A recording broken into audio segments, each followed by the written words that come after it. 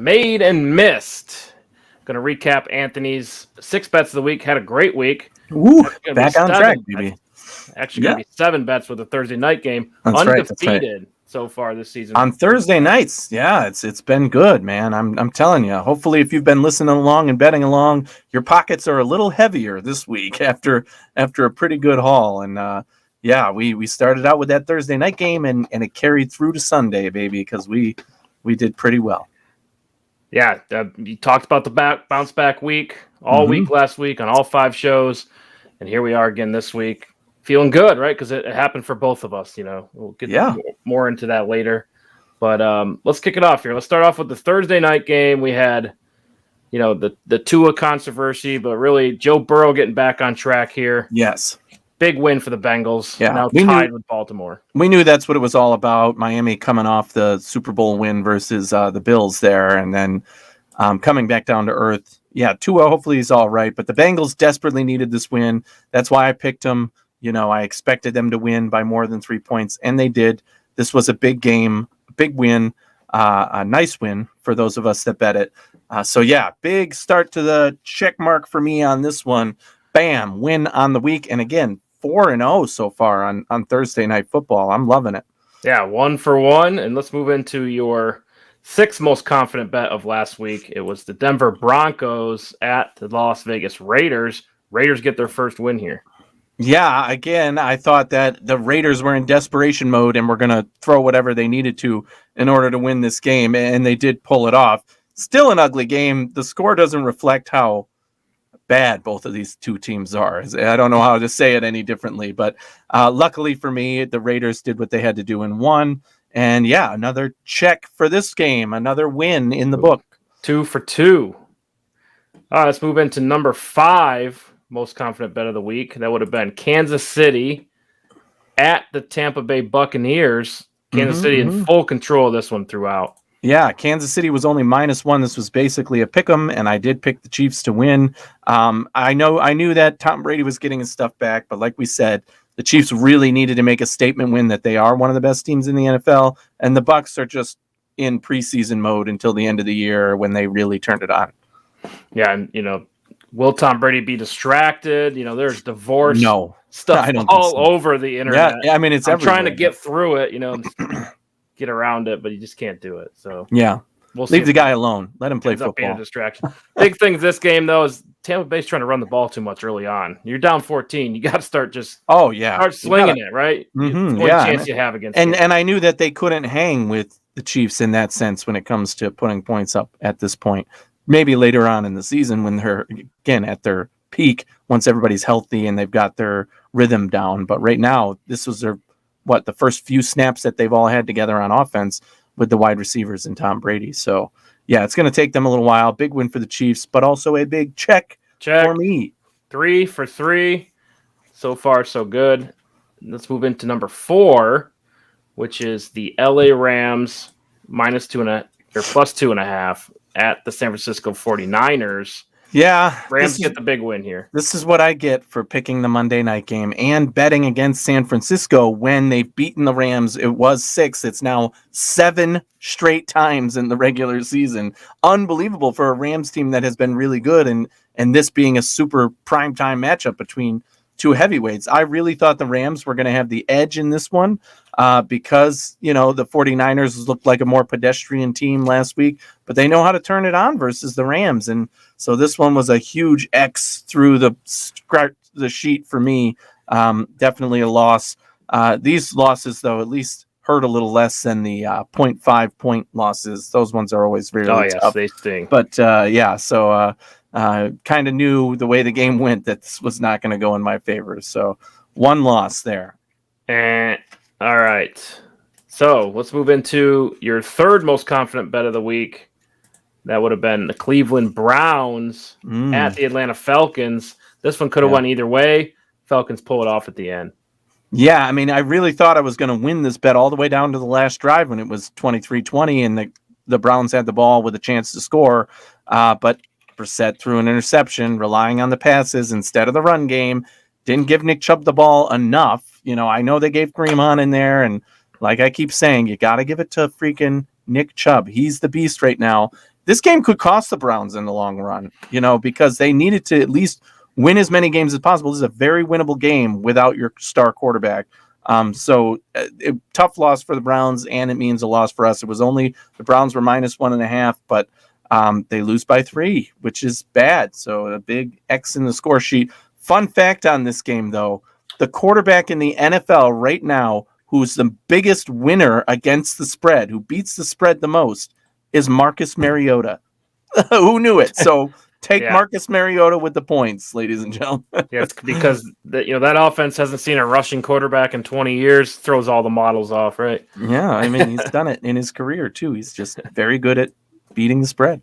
Yeah, and it'll be interesting to see how they, adjust with Cordell Patterson out. He seemed to be the key of the offense, kind of carrying the team, and now that's all changed. Right now, it's going to be running back. They got a big win committee, so be interesting to see what they got. But you're 3-2 here. Let's go 3-2, and let's get into your top 2 most confident bets of the week. Starting with number 2, the Minnesota Vikings, your Super Bowl favorite, mind you, at the New Orleans Saints. Andy Dalton played in this game. Very close game, but Minnesota sticking to their guns. Delvin Cook, Justin Jefferson, that always gets it done for them. Yeah, this did have a weird vibe because it was over in England and, the jet lag and all of that. But when the Saints have 3 of their star offensive players out, even if you say, okay, the quarterback isn't mediocre, same change, the 2-star running back and wide receiver, Alvin Kamara and Michael Thomas, were out. And they still managed to stay in this game completely with the Vikings, who weren't able to quite pull away. All the way down to a last-second missed field goal. So this was a win check mark for me because we bet it at -2.5. If you bet it later, the line changed to about -3 or -3.5. You're not as happy as I am today because that's a check mark win for me. All right, so that puts you at 4-2. And let's review your most confident bet of the week. Would have been the Jacksonville Jaguars at the Philadelphia Eagles. Yeah. You go with the Eagles here. Absolutely. I really felt like this was a big game for the Eagles and that they would step up to the challenge, even though the Jaguars were coming in red hot. And that's exactly what they did. It didn't look like it early, but I was confident still. I knew that what this team could do.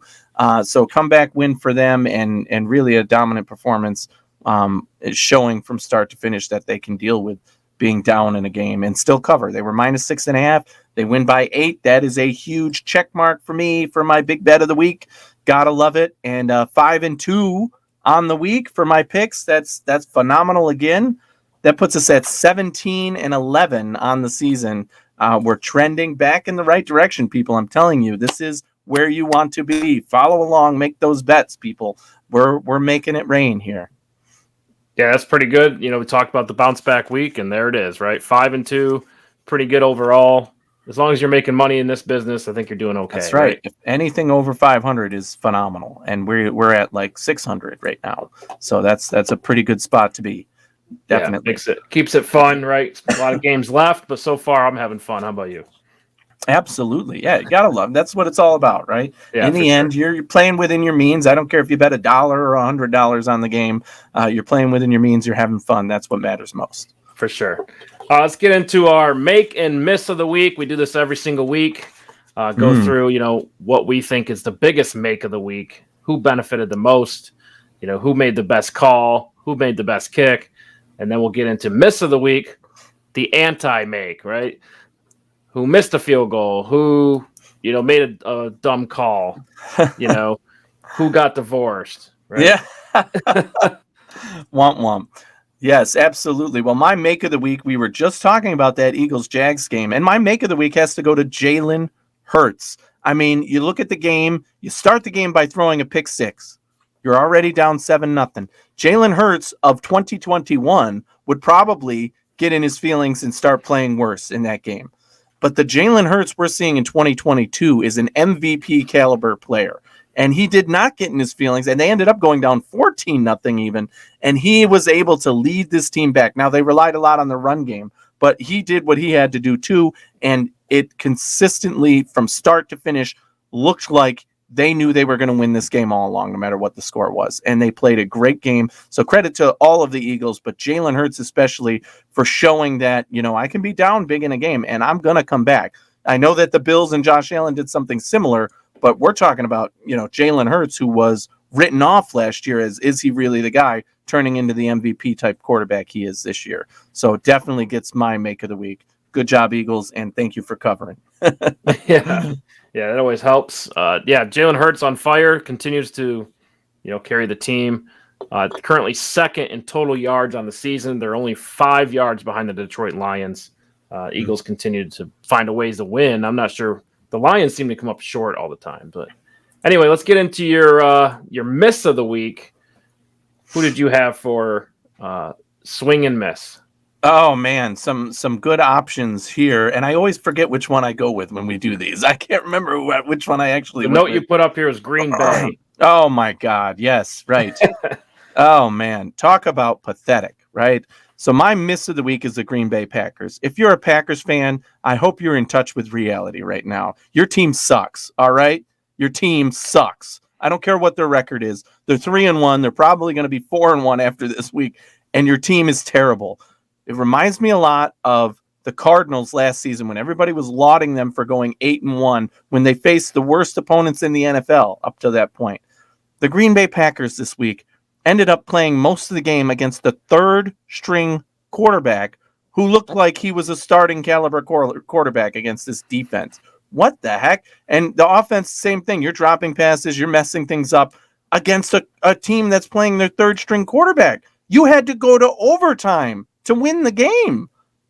That is absolutely unacceptable as a Packers fan, as whatever in the NFL.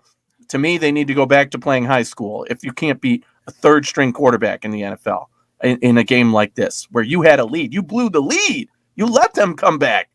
I mean, that's unbelievable in my mind. Still unbelievable. That Packers team, especially the defense, unacceptable. Huge miss for the week. Huge miss. Embarrassing. They should be embarrassed. Even though they got the win, they should be embarrassed. Yeah, a winning team gets the miss of the week right now. Hey, that's a win. I feel like there's some New England hate going on in the background here. Well, it's a third-string quarterback. If it was the Browns or any other team, you're supposed to beat that team, beat the living crap out of them at that point. Right, but I feel like Green Bay's offense is basically a rookie. Like, this is not a rookie. It's cookie cutter, though. It's like anybody can go in there and throw a delayed screen pass to a really good running back. They don't ask Mac Jones to do a lot, I feel like. So, those guys, Brian Hoyer, is it Zappy? Yeah, Zappy. Zappy. At least that's what they were calling him. They're all the same person. They're, True. They could be clones of Mac Jones or vice versa. True, but that shouldn't have changed your game plan. Then your excuse for, we didn't have a game plan on him doesn't work. And he's certainly not as efficient and a lot more scared, and you could have brought the pressure and maintained cover. You should have crushed him. That's the bottom line. Yeah. Should have crushed him. But I would say, the Packers haven't scored a lot of points this year. I think it was 75. They're 21st in the league in points for on the season so far. So we'll see how that evolves. We talk about it every week with the thin receiver core, but they find ways, right? I'm sure they're happy to have a win, because it could have easily went the other way in that game. All right, my make of the week. I want to get into Sean McDermott and these coordinators for the Buffalo Bills. What a halftime adjustment for them, right? They're basically 2 turnovers. I think they had 3 points in the first half. They're down 17. 10. Halftime, it was 20. 10, so they scored late, right, in the second quarter. Mm-hmm. But still, to come back and stop this Baltimore team at halftime and allow 0 points in the second half from them, the way they came out early. Now, some of this might be on Baltimore, but I really think it's Buffalo's ability to adjust at halftime. We see this in many games that they go through. They don't always have the same game plan in the second half, right? So that's a huge thing there. Not to mention, this thing falls right on your lap because, John Harbaugh, whatever the situation was, whatever call you wanted to go with John Harbaugh, you're going to get the ball back with a chance to win with either a field goal. If they didn't get the fourth down, the Bills would have been on the 1. You still have 4 minutes to go down and score. You have a good quarterback in Josh Allen. I mean, they're all winning scenarios. So that's why my make of the week goes to Sean McDermott. Just luck's on his side in this one, but putting yourself in a position to be lucky. And to run out the clock at the end of the game the way they did, right? Also that was a good so call, smart. Right. You didn't score the touchdown. and you could have easily scored the touchdown and gone up 7, but instead you run the clock out. They had no timeouts left. You take a knee, you kick a field goal, and you win the game because they had no chance. You don't give Lamar the ball back. Right.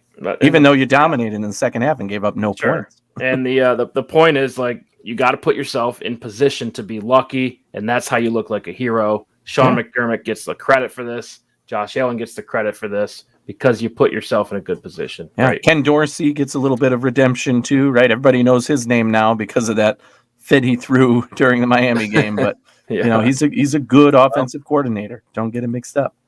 Yeah, good quarterback in college too. Anyway, my miss of the week has got to go to the Jacksonville Jaguars, in particular, Trevor Lawrence. Mm. Doug Peterson comes back to Philadelphia. I think there's a statue of him somewhere. If not, there's going to be. And he's getting cheered coming back to the Eagles Stadium. He was the head coach there for a while, won the Super Bowl, if you're not aware. Right. So that was going to be the big homecoming, right? Everything's going to be great. We got this Jacksonville team who was bad last year. We're going to shock the world and beat the only undefeated team in the league. The storyline was set. But then Trevor Lawrence, 5 turnovers, 4 fumbles, extremely sloppy. One of them, I don't even know. He just dropped a lot of foam. And don't mind you, like, Philadelphia's defense was bringing it, but Trevor Lawrence got to get over these turnovers, right? If this team's going to be for real and beat teams like the Chargers and upset teams like the Eagles, you just can't have the turnovers. So my miss of the week goes to Trevor Lawrence. Yeah, anytime you are personally responsible for 5 turnovers, you're the reason your team lost. Like it's a morale killer. I mean. Especially after the game he had a game, he's starting to putting himself on the map, as I put a lot of pressure on him in the offseason, saying, he's got to show that he's this Jesus quarterback walking on water that everybody claimed he was when he was drafted, before he was drafted even, and he hasn't quite done it yet in the NFL, and a game like that just is a major setback. Right. So hopefully he's able to rebound. We'll see, but all eyes are on him this year. Again, the expectations for him are, extremely high. So, I expect him to play well moving forward, but man, what a setback for them. All right, that's all we got for Made and Missed. 5-2. Yeah, and how about what a great week. Not only a rebound week, but we both finished well in the standings on Tally Site. I was number 4 overall, I think, or number 5 overall on Tally Site for picks this week. It's been phenomenal there, putting our picks in. I think I was even higher for the over-under on the week. And it was money line even. What were the stats? You had the stats handy, I know, like 9th, I think.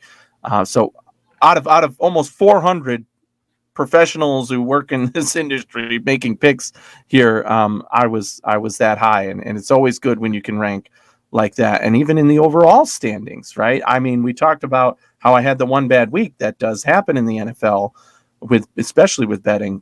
I've rebounded nicely, and now I'm, doing well there as well. In the overall standings on the 2022 season here, regular season so far, I am number 6 overall in the rankings with a, 72.12 sports IQ.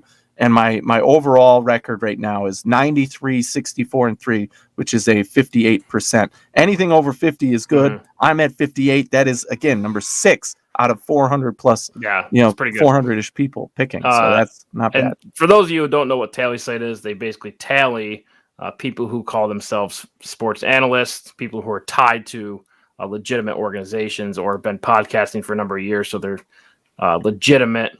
Our previous life, we ended up getting legitimacy and being added to Tally Site. So we're in there with 300 plus analysts, other analysts, and it puts us in a ranking system. Anthony's been top 50 for a number of years. This year, top 10, right? I fluctuate. I had a good year last year, but always been a fluctuate person. But right now, against the spread only, Anthony, you're 10-5-1 this week. Yeah, for week 4. Yeah, week 4. I was 9-5-2. So edged both you out. Good weeks, and then we needed it. On the season, against the spread only, 32-30-2 is your record. You're at 50%, right? Which is where you want to be in this industry. Of course, if you can maintain 50, you're an expert. And Tally Site will tell you that. I, on the other hand, am at 35% at 17, 29, and 3. So if you've listened to me throughout, you've lost money. And I'm hoping to turn that around for you. There you go. I'm here to keep Anthony and my on pick track. 6, right? That's why we do the pick 6, because I'm 17 and 11 on that on the season. That's a 60.7%. That's phenomenal. That's higher than my seasonal average. Right. Well, I think the vast majority of people don't go in and spend money on every single game, right? Right. Exactly. So that's You're picking more your for ones. fun. See how much knowledge do we have. But comparatively, your pick 6 is actually what you're trying to bet on the week. Yes, and that percentage has been phenomenal over the years, and even now we're in the 61%. That's unbelievable. That's phenomenal. Right, that's how you got that really fancy podcast studio with all the foam in the back, that really nice microphone. Paid for all the nice equipment. We're upgrading here and there. Yeah. So anyway, tune in with us next week on Made and Missed. Make sure you check out the NFL Pick 6 for Week 5. Coming out tomorrow. It'll be Thursday. Made and Miss comes out Thursday as well. Be sure to check those out, but make sure you track the picks and follow up with the Made and Miss next Thursday. We'll see you then. And remember, toss your hat in the ring.